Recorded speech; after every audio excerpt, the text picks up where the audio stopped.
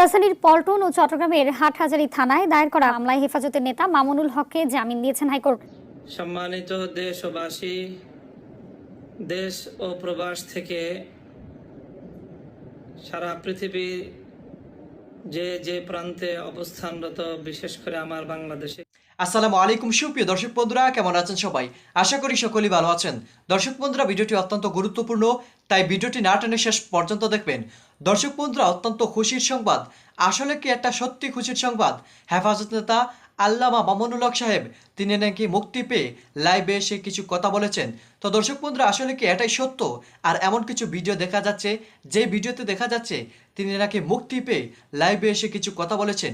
তো দর্শক বন্ধুরা, চলুন আমরা প্রথমে সেই সম্পর্কে কিছু কথা শুনে আসি এবং সেই সাথে আপনাদেরকে পরিপূর্ণ বিস্তারিত জানাবো আসলে কি এটা সত্য। তো চলুন আমরা প্রথমে সেই কথাগুলো শুনে আসি এবং সেই লাইভটি দেখে আসি তিনি কি বলেছিলেন সেখানে। আলা আশরাফিল আমবিয়া ওয়াল মুরসালিন ওয়া আলা আলিহি ওয়া আসহাবিহি ওয়া মান তাবিআহুম ওয়া দাআ বিদাওয়াতিহিম ইলা ইয়াউমিদ্দিন, আম্মা বা'দ। সম্মানিত দেশবাসী, দেশ ও প্রবাস থেকে সারা পৃথিবী যে প্রান্তে অবস্থানরত, বিশেষ করে আমার বাংলাদেশি কমিউনিটির ভাই ও বোনেরা রয়েছেন, চরম একটি উদ্বেগ এবং উৎকণ্ঠার মধ্যে কয়েকটি দিন অতিক্রম করার পর সারা দেশে যখন চরম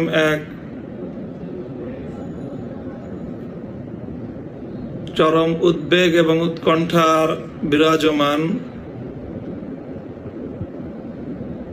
আমার সকল ভালোবাসার শুভানুধ্যায়ীরা জানতে চাইছেন সর্বশেষ পরিস্থিতিতে আমার বক্তব্য কি অবস্থায় আমি এখন রয়েছি, এই পরিস্থিতিতে আমাদের করণীয় কি, এ সকল বিষয়গুলোর প্রশ্ন এখন ঘুরপাক খাচ্ছে প্রত্যেকটি মানুষের মনে মনে।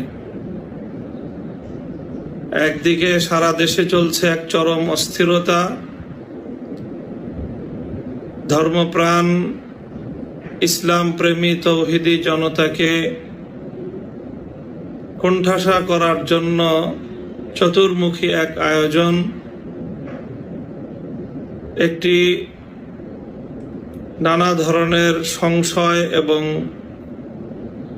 সংকট ঘনীভূত এক পরিস্থিতিতে আমি আমার বক্তব্য জাতির সামনে তুলে ধরবার জন্যে এই মুহূর্তে এই লাইভ বক্তব্যে আমি উপস্থিত হয়েছি।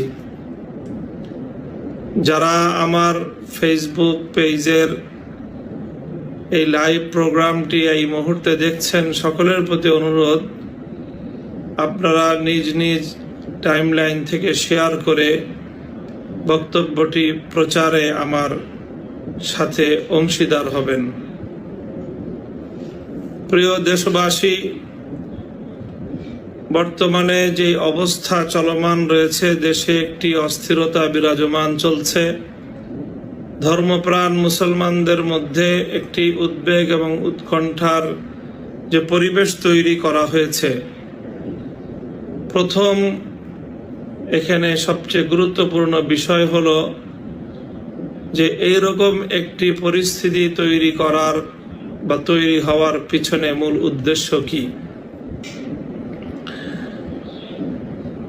আমি দ্ব্যর্থহীন ভাষায় কথা বলতে চাই যে এই পরিস্থিতি এবং পরিবেশ তৈরি করার পিছনে আমি ব্যক্তি মামুনুল হক আদৌ কোনো মুখ্য উদ্দেশ্য নই, বরং উদ্দেশ্য হলো এখানে ইসলামের পক্ষের কণ্ঠগুলোকে স্তব্ধ করে দেয়া,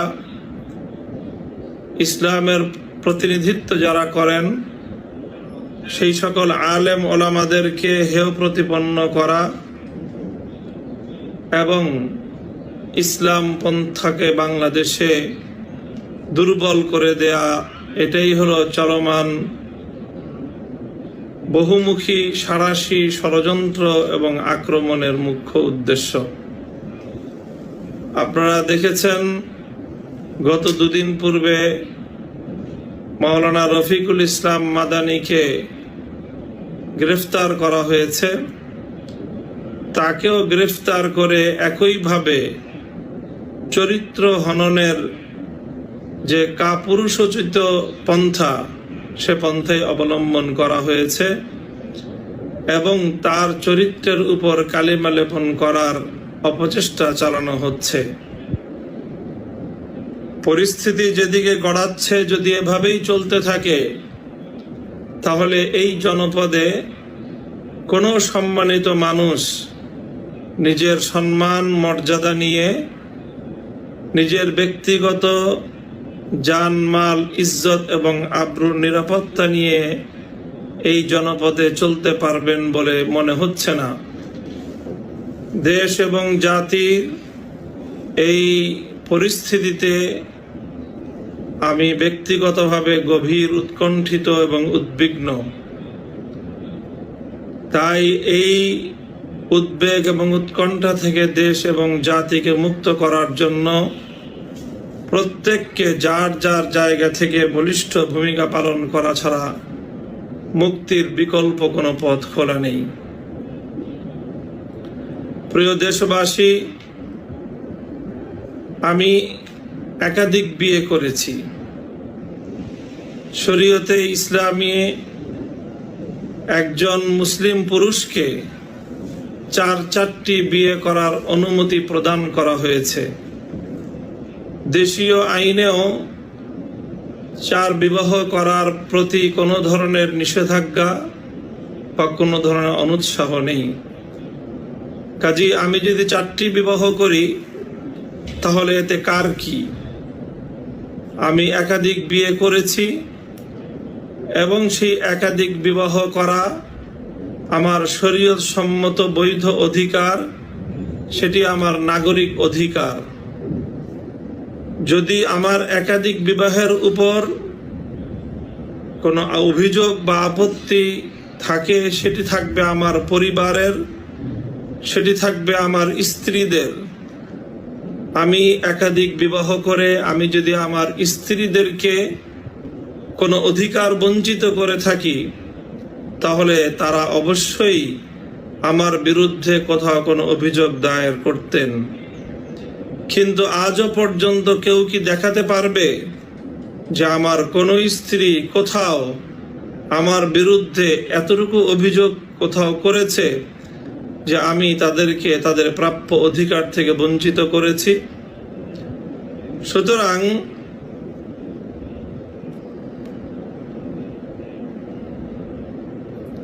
আমার স্ত্রীদের অধিকার নিয়ে, আমার স্ত্রীদের পারস্পরিক সম্পর্ক নিয়ে, তাদের সাথে আমার ব্যক্তিগত সম্পর্ক কি ধরনের হবে, কোন স্ত্রীর সাথে আমার সম্পর্কের পরিধি আমি কতটুকু পর্যন্ত জানাবো, কতটুকু পর্যন্ত জানাবো না, সেটি সম্পূর্ণ আমার ব্যক্তিগত এখতিয়ার।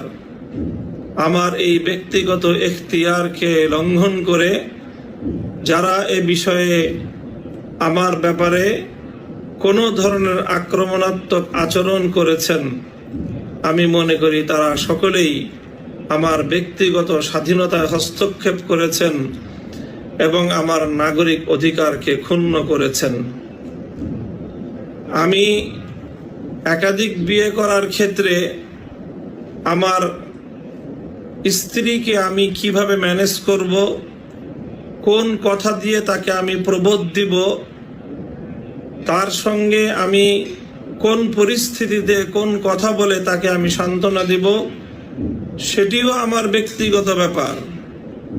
ইসলামী শরীয়তের মধ্যেও এ ব্যাপারে সম্পূর্ণ এখতিয়ার প্রদান করা হয়েছে যে স্ত্রীকে সন্তুষ্ট করার জন্য, স্ত্রীকে খুশি করবার জন্য প্রয়োজনের ক্ষেত্রে সীমিত পরিসরে কোনো সত্যকে গোপন করারও অবকাশ রয়েছে।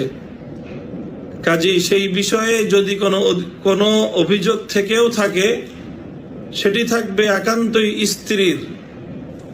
আমি জানতে চাই আমার স্ত্রী কি কোনোদিন কখনো কোথাও বাংলাদেশের কোনো রাষ্ট্রীয় প্রশাসনিক কর্তৃপক্ষের কাছে অথবা কোনো আদালতের কাছে আমার ব্যাপারে কি কোনো অভিযোগ দায়ের করেছে?